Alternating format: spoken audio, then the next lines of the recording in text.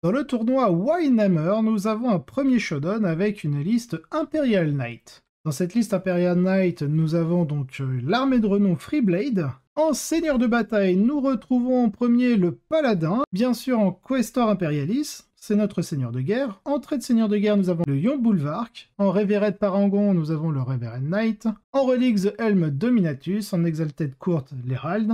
Et bien sûr, dans la tradition martiale, nous avons le Parangon of Honor pour Protect those in need. Au niveau des serments, il a choisi Defend the Realm et Refuse no Challenge. Ensuite, nous avons une unité de 3 Armiger Warglaive avec les fuseurs. En tradition martiale, nous avons Strike and Shield. Ensuite, nous avons encore une unité de 3 Armiger Warglaive avec les fuseurs et en tradition martiale noble combattant. Ensuite, nous avons une unité d'un Armiger tout seul, lui aussi en fuseur, cette fois-ci avec la tradition Honored Sacrisant.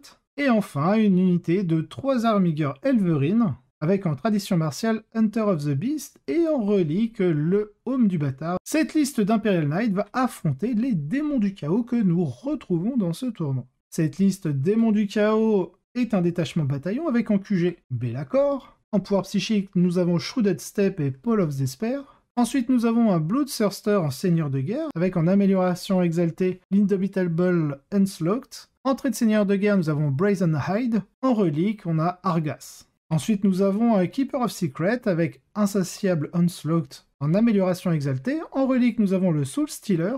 Et en pouvoir psychique, nous avons l'Hysterical Frenzy et la Cacophonic Shoar. En troupe, nous retrouvons 4 unités de 10 démonettes avec leurs icônes et leurs instruments. En élite, nous avons 3 unités de 5 Flamer of Stinch, accompagnées de leurs copains exaltés. Dans ce showdown, il s'agit d'un autre gigantesque affrontement que la mission rend assez intéressant. Rien qu'en termes de puissance meurtrière, on a l'impression que les chevaliers peuvent gagner. Les cibles qu'ils visent ne sont certainement pas tendres, mais il y a beaucoup de gros tirs de Melta ici, et il suffit de quelques tirs pour blesser sérieusement les gros démons. Les Elverine Hunter of the Beast sont également fantastiques ici, ils sont même effrayants pour Be'lakor. Enfin, une fois la bataille engagée, les Warglaive, combattants nobles, sont assez inquiétants. Si vous vous faites encercler par 2 d'entre eux avec le Pack Tactics activé, les démons vont passer un mauvais quart d'heure. Il y a aussi pas mal de choses dans la liste des démons qui ne font pas vraiment leur travail ici.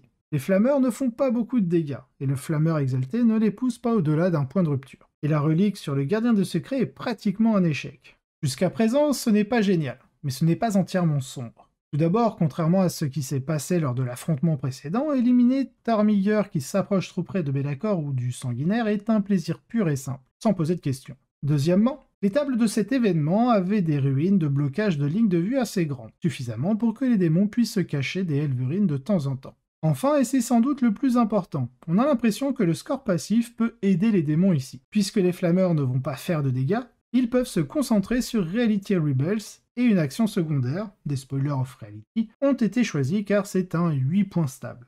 Il y a un stream de Hellstorm Wargaming que vous retrouverez sur le lien de l'article en description, et ils peuvent utiliser une option psychique en toute impunité. Les chevaliers ont ici quelques bonnes options, mais ils en demandent un peu plus. Donc les démons pourraient jouer pour prendre des Warglaive au fur et à mesure qu'ils avancent. Restez en tête sur les secondaires, et essayez d'éviter d'être trop submergés sur les primaires. Le problème auquel ils se heurtent est qu'ils n'ont pas assez de matériel, et que le primaire est un travail difficile pour eux. Alors qu'ils peuvent sans aucun doute effacer tous les chevaliers assez fous pour se présenter, les gros monstres ne peuvent pas vraiment se permettre de courir sur le côté de la table des chevaliers. Et ils auront du mal à retourner les objectifs même s'ils le font. Et le primaire de mission sont très favorables aux chevaliers. Et le composant de score de fin de partie est également plus susceptible de les aider. Le joueur Imperial Knight a également choisi l'honneur de la maison qui, bien qu'il ait une limite de 13 points, est un élément très fiable pour atteindre plus de 10 points de victoire dans cette partie, ce qui compense le score passif des démons. En regardant les scores sur le stream, cela, plus l'avantage primaire, a été suffisant pour sceller la victoire des Knights, ce dernier étant la clé. Les démons ont fait une très forte tentative et ont bien marqué sur leur secondaire, mais n'ont pas pu surmonter le déficit primaire et ont été progressivement éliminés de la table.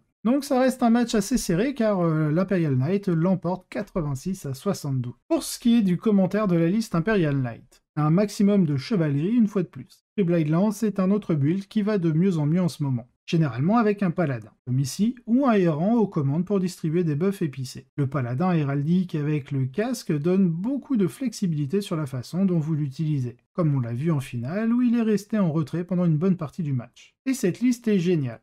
Bravo pour avoir gagné avec elle. En deuxième place de ce tournoi, nous retrouvons un joueur Chaos Knight. Dans cette liste Chaos Knight House RP Trax, nous retrouvons une première unité de Wardog Carnivore, une deuxième unité de 2 Wardog Carnivore avec le Blood Shield, une unité d'un Wardog Stalker, ensuite nous avons une unité de 2 Wardog Stalker avec l'upgrade personnage et la relique Helm of Dogs, une unité de 3 Wardog Exécutionneurs avec le Dreadblade Précision Cruelty et le Mirror of Fate. Ensuite, nous avons bien entendu en détachement Suprême Command Abaddon lui-même, et nous retrouvons une petite patrouille de démons du chaos, avec en QG un Changecaster avec en pouvoir psy Infernal Flames.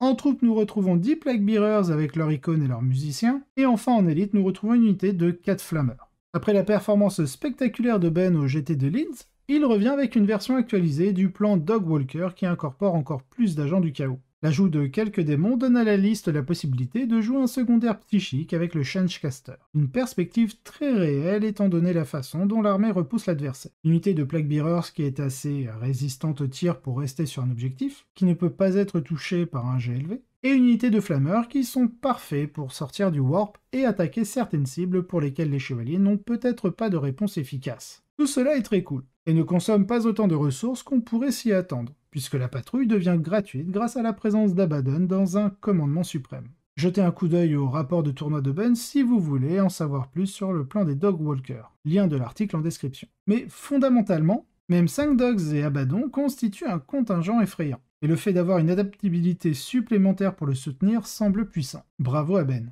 Pour ce qui est du reste du best, nous avons en troisième place Isaac Wright, donc avec ses Chaos Demon que nous venons de voir au Shodown. Quatrième place, Kyle Grandy avec ses taux en taux 7. Cinquième place, nous avons Courtney Rhodes en Orc avec ses Guff Pressure. Sixième place, Chris Taylor avec ses Necrons en Eternal Expansionniste. Septième place, nous avons Jake Willstrop en Thousand Suns, Culte de la Duplicité. Huitième place, Richie Lowe en Thousand Suns, cette fois-ci Cult of Time. Et en 9e place, Stephen Platon en Death Guard, en compagnie inexorable.